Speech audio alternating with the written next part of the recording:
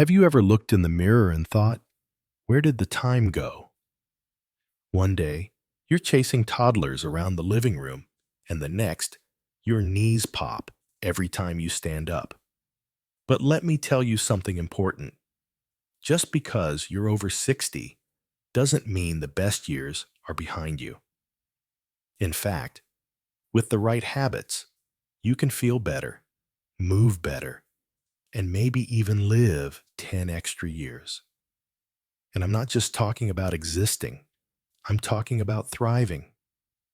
Now, I'm not a fan of gimmicks or impossible diets. That's not what this is. These habits are real, doable, and powerful. Things you can start this week, even today, that could change the way you feel in your body, your mind, and your spirit. Let's start with something you might not expect: movement. Not running marathons or hitting the gym 7 days a week. I mean daily, intentional movement. Think of it like brushing your teeth. You don't skip brushing because you're tired, right? Same goes for your muscles and joints. Just 20-30 minutes of walking, stretching, or even dancing around the living room can do wonders. You don't need fancy gear, just a bit of consistency. And here's the thing: movement doesn't just help your body, it sharpens your mind. Studies show regular movement improves memory, balance, and even mood. I've known folks who started with 5-minute morning stretches and within a few months were sleeping better and smiling more. Now, let's talk about your plate. After 60, your body doesn't process food the same way it used to. But that doesn't mean giving up flavor or joy. The second habit: eating real, colorful food. I'm talking about food your grandparents would recognize: fresh veggies, berries, whole grains, olive oil, fish, even a little dark chocolate now and then. You'd be amazed at how quickly your energy changes when you cut back on processed stuff and focus on whole ingredients. One woman in my neighborhood swapped her usual sugary cereal for oatmeal with nuts and blueberries. And in 3 weeks, she said she felt like her brain fog had lifted. It's not magic. It's mindful nutrition. The third habit might surprise you: connection. Not just chatting online or watching TV with someone else in the room, but real heart-level connection. As we get older, it's easy to slip into solitude. Friends move away, families get busy. But isolation is one of the sneakiest health risks for seniors. It affects your immune system, your brain, even your heart. Pick up the phone.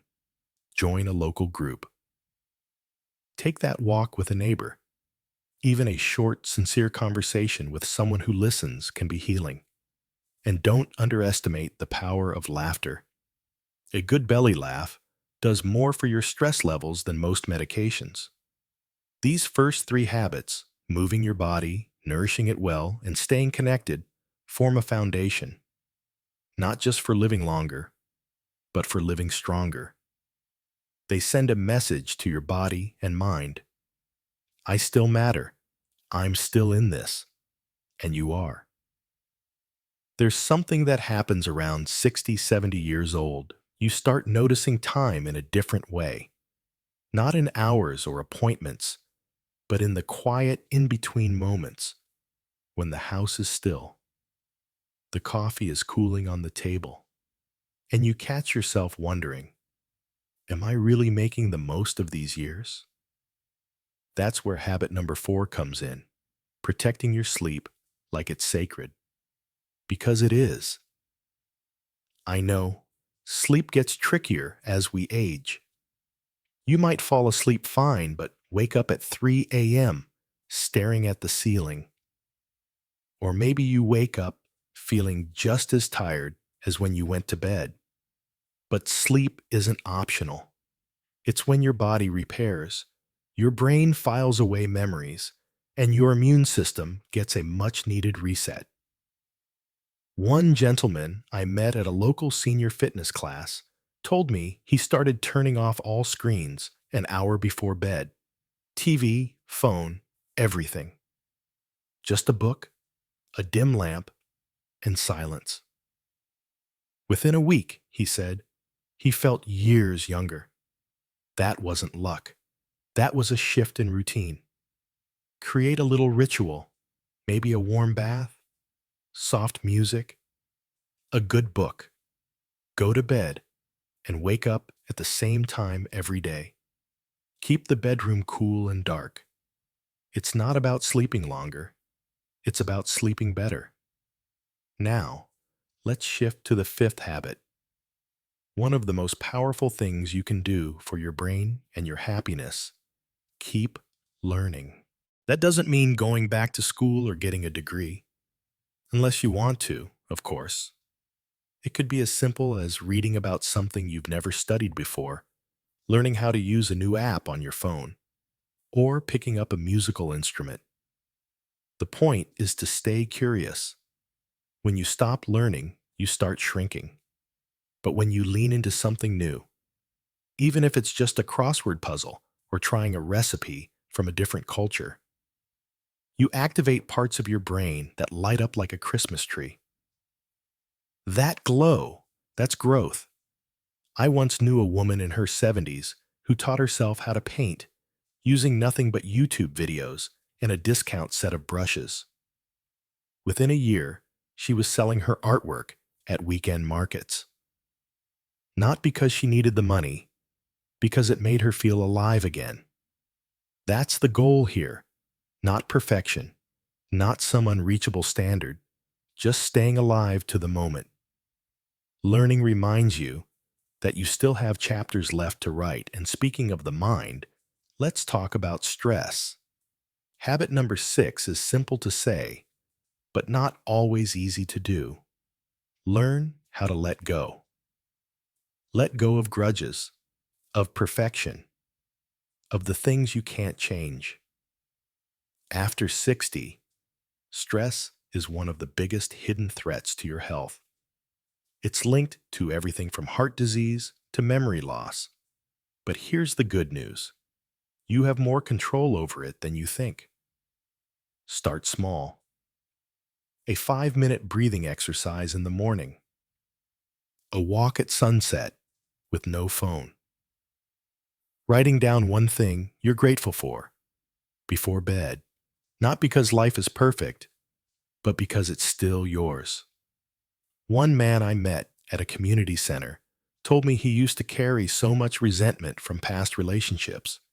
He felt like he was walking around with a stone in his chest. He started journaling. Every day, just a few lines. 6 months later, he said he felt lighter.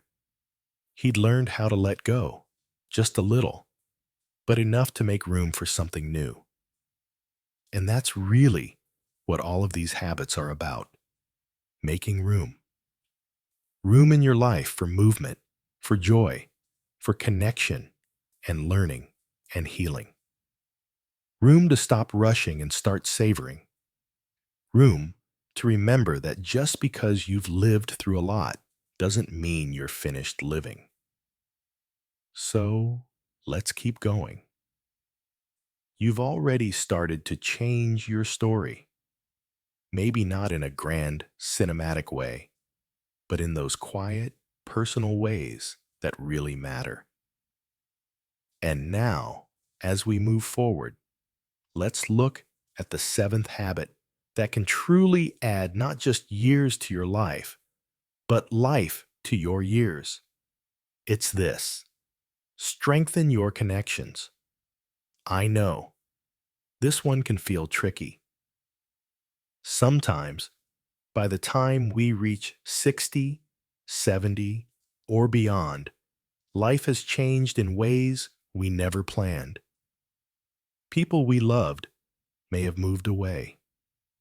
Some may be gone entirely. And it can feel easier to just stay in your bubble, keep to your routines, and avoid the energy it takes to reach out. But isolation, even the quiet kind, chips away at your health. Study after study has shown that loneliness can be as harmful as smoking a pack of cigarettes a day. That's not an exaggeration. It's real, and it's serious. But you don't have to start by throwing a dinner party or signing up for 5 clubs. Maybe it begins with calling an old friend, volunteering a few hours a week, saying hello to the same neighbor each morning on your walk until it becomes a habit. Connection doesn't have to be big, it just has to be intentional. I once spoke to a man named George who started hosting porch coffee every Sunday. Just him, a few lawn chairs, and a pot of coffee. Some weekends, no one showed up. Other times, he had to pull out extra chairs. But over time, those mornings became a ritual not just for him, but for his whole block. That's the magic of connection. It multiplies when you make space for it. Now let's bring it all together, because habits don't live in isolation. They ripple out. Better sleep leads to more energy, which makes it easier to move. Movement lifts your mood, which helps you learn more, connect more, and manage stress better. It's a beautiful chain reaction. And it starts with one small decision. So if you've been sitting here wondering whether it's too late, I want to be really clear. It is absolutely not. In fact, right now might be the perfect time. You have something now that younger people don't. Perspective. You know what matters. You've seen what doesn't. That's a kind of wisdom that can fuel real, lasting change. And no, you don't have to do everything all at once. Pick one habit. Start there. Let it take root. Then add another when it feels right. This isn't about perfection. It's about momentum. About reminding your body and your mind that they're still needed, still useful, still capable of joy. And yes, you might hit roadblocks. Maybe your knees hurt too much to go for a long walk. So dance in the kitchen for 5 minutes instead. Maybe you forget names more than you used to. So make puzzles part of your daily routine. Maybe you don't feel like seeing people. Then write letters, real ones, and send them. Adaptation is a form of strength, and you've spent your whole life doing it, whether you realized it or not. This stage of life isn't about winding down. It's about choosing what matters most, trimming away the noise, and living with more clarity than ever before. I've seen people in their 80s start gardening for the first time. I've seen couples rediscover each other after retirement. I've watched widows and widowers find new purpose through community centers, local libraries, or simply learning how to use Zoom to connect with faraway family. These stories aren't rare. They're possible. They're yours if you want them. So here's what I hope you take away from all of this. It's not about chasing youth. It's about nurturing vitality. You're not trying to turn back time. You're learning how to make the time ahead even richer. Because the truth is, you've already earned your place in this world many times over. Now, it's about living in a way that honors that, with a little curiosity, a little courage, and a lot of self-kindness. Start today, or start tomorrow. But promise yourself this: you won't let the years pass on autopilot. You'll wake up with intention. You'll treat your body and your mind with care. You'll open yourself up to connection, even when it feels a little vulnerable. And most of all, you'll keep choosing life in all its messiness, its joy, its ordinary moments that turn out to be the most precious of all. Let's take a deep breath together, right here, before we move into the final stretch. You've come this far because you care, not just about adding years, but about adding meaning to the years ahead. That kind of intention, it's rare, and it's powerful. Now, I want to revisit something we all face at this stage in life: resistance. The kind that whispers, "It's too late," or "What's the point?" And maybe you've heard those whispers before. I want you to know, those doubts are normal, but they don't have to be in charge. Because here's something you might not expect. The science of longevity doesn't only depend on exercise or diet. It's just as much about hope. People who believe their actions still matter, who believe that their lives still have purpose, live longer. They live better, and they stay sharper. So this is your final, most important habit. Protect your sense of purpose. Purpose doesn't have to be some huge, world-changing thing. It can be simple: tending your garden, babysitting your grandkids, teaching someone how to fix a leaky sink, making art, writing letters, helping a neighbor, even making someone laugh. You know what matters most in your life. Hold on to that. Let it guide your decisions every day. When you wake up, don't ask, "What do I have to do today?" Ask instead, "What can I do that feeds my spirit today?" There's a woman named Eileen, therefore, who wakes up every morning and writes 3 handwritten notes. Sometimes to friends, sometimes to strangers she's met in line at the market. She says she does it to remind people, and herself, that someone is paying attention, that someone cares. That's purpose. That's legacy. And it doesn't require youth, money, or even perfect health. Just presence. If you've been waiting for the right moment to take better care of yourself, to change something that no longer serves you, to forgive someone, including yourself, or to start again, this is it. This is your sign. It's not about having perfect days. It's about stacking better choices, one on top of another. It's choosing to stand a little taller today, to stretch your legs instead of staying in that chair, to read something new, instead of watching that same old news loop that leaves you feeling tired. It's calling someone instead of sitting with silence when you don't want to. The habits we've talked about: sleep, movement, nutrition, mental stimulation, stress management, connection, purpose. They aren't rules. They're invitations. Invitations to re-engage with your life more fully, more joyfully, more intentionally. Let's pause to reflect for just a moment. Imagine yourself 1 year from now. The small changes you started today have added up. Maybe your balance is better, so you walk more confidently. Maybe your mind feels a little sharper, and you're having conversations that light you up. Maybe you've made a new friend, started a new hobby, or reconnected with someone from your past. Maybe you just wake up with more energy and less fear about what's to come. You are still growing. You are still changing.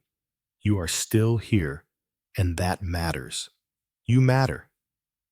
And if this video has been a spark, then let it stay lit. You don't have to do it alone. Talk to someone. Invite a friend to start one of these habits with you. Share your progress. Laugh at the missteps. Celebrate the wins, no matter how small. You've lived through so much. You've adapted. You've overcome. This next chapter, it's yours to shape. Not out of duty, but out of possibility.